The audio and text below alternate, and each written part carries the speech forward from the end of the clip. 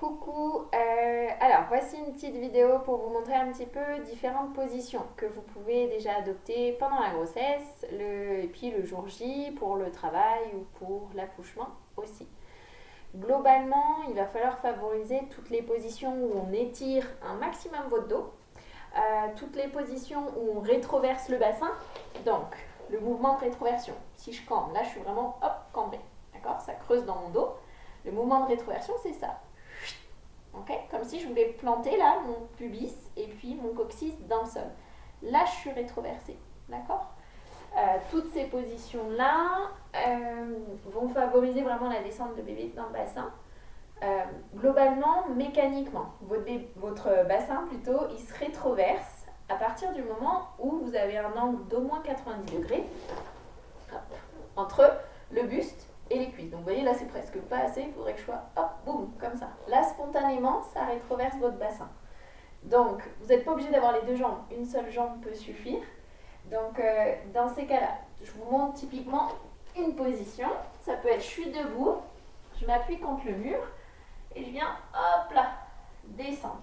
Je peux pousser contre le mur, vous voyez là mon dos il est vraiment droit, d'accord? Je suis pas cambrée, c'est pas le but, ok? Bébé, il va être du coup, hop, tourner le dos vers l'avant, donc ça c'est plutôt favorable. Et j'ai bien un angle de 90 degrés entre mon buste et mes cuisses. Donc ça peut faire du bien. Dans la même idée, je peux le faire aussi avec un ballon. Si je suis trop fatiguée pour tenir sur mes jambes, ça peut être simplement ça. Ah, pour celles qui ont le ballon à la maison, faites-le, c'est trop confortable. Je peux être comme ça. D'accord? Donc là, hop, pareil, je peux venir balancer un petit peu. Je peux venir allonger un peu plus mon dos et dans ce cas, ça va plutôt être ça. Hop. Je peux écarter un petit peu les pieds s'il faut, pour faire de la place pour mon ventre. Une autre position aussi qui va pouvoir aider, c'est une position, je vous la montre d'abord de profil, mais accroupie, d'accord? Donc là, vous voyez, mon dos il est droit. La gravité va faire que mon bébé va être poussé vers le bas. Je suis légèrement vers l'avant, donc ça va permettre de garder le dos du bébé en avant. De face, ça donne ça. Les talons peuvent être décollés, d'accord? Si je suis assez souple, hop, je pose les talons au sol. Donc ça, c'est une position de yoga qui est hyper favorable à faire. Elle va peut-être être difficile au début. Donc ce que vous pouvez faire, vous prenez soit deux petits blocs, soit des gros bouquins. Le gros dico, les vieilles encyclopédies, c'est bien aussi. Hop. Voilà. Là, je peux la travailler sans faire d'effort. D'accord? Je suis posée vraiment, je suis assise complètement dessus. Et puis, j'écarte bien les jambes du coup pour laisser de la place pour mon ventre. Donc celle-ci, elle est hyper favorable. Les femmes africaines, typiquement, accouchent quasiment toutes comme ça. Autre position, bon, bah, ça peut être tout simplement le 4 pattes. Hop, celle-ci. D'accord? Il y a des femmes qui accouchent tout simplement comme ça. On a la rétroversion du bassin parce que j'ai un angle à 90 degrés, j'ai le dos du bébé qui va être vers l'avant, donc tout est favorable. Autre position, ça peut être allongé sur un côté. Donc pour ça, aidez-vous des coussins d'allaitement, vraiment, vraiment, vraiment. Jusqu'à les deux, pas qu'il vienne nous embêter. Hop. Hop. Donc pour ça, je vous montre, et ça, notamment quand on a une péridurale, elle va être souvent faite. On est vraiment allongé complètement sur le côté, d'accord? Je ne suis pas à moitié sur le dos, je suis vraiment sur le côté. Alors là, souvent, j'ai un coussin ici. Je vais venir, ma jambe qui est vers le plafond, je vais venir la fléchir au maximum. Plus je la monte, mieux c'est. Hop. Et je vais venir la basculer vers l'avant, d'accord? Ma fesse là qui est en dessous, donc là c'est ma fesse gauche, celle qui est sur le tapis. Je vais venir la pousser vers l'arrière, contre le mur. Donc vous voyez, je suis presque sur le ventre là. Mon épaule, hop, elle revient sur l'avant. Je ne suis pas comme ça, d'accord? Parce que là sinon j'ai une torsion de la colonne qui n'est pas bonne pour le bébé. Je suis vraiment hop, vers l'avant. Cette jambe là, soit elle va être sur un coussin, donc souvent on va céder des coussins d'allaitement. Hop, on va venir caler comme ça, ce qui permet de garder une ouverture au niveau du bassin. Soit elle peut être aussi posée sur l'étrier. D'accord? Des fois on propose et la femme elle a sa jambe comme ça. On peut accoucher aussi comme ça.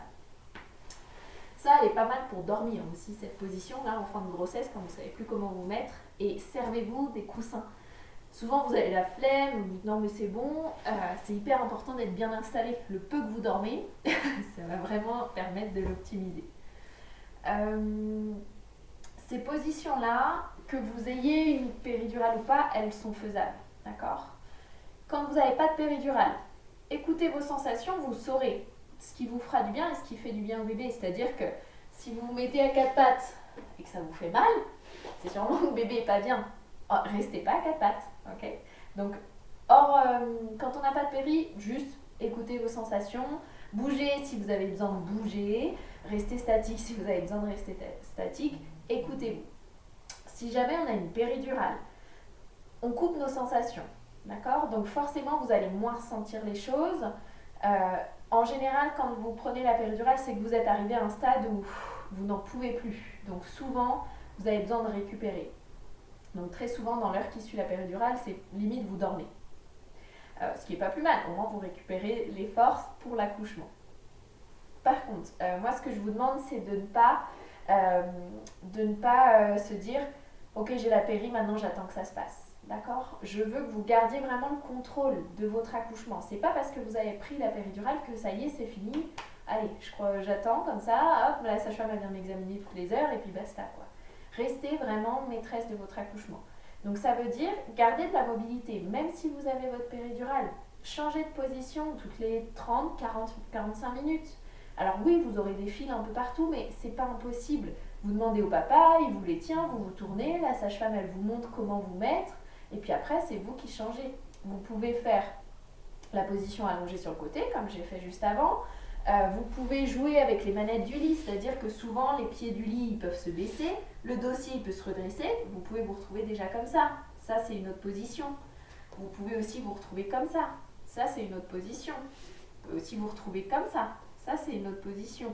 Il y a pas mal de choses. Il y a même des tables d'accouchement où vous avez une espèce de barre là devant vous et où du coup vous pouvez vous mettre hop comme ça vers l'avant.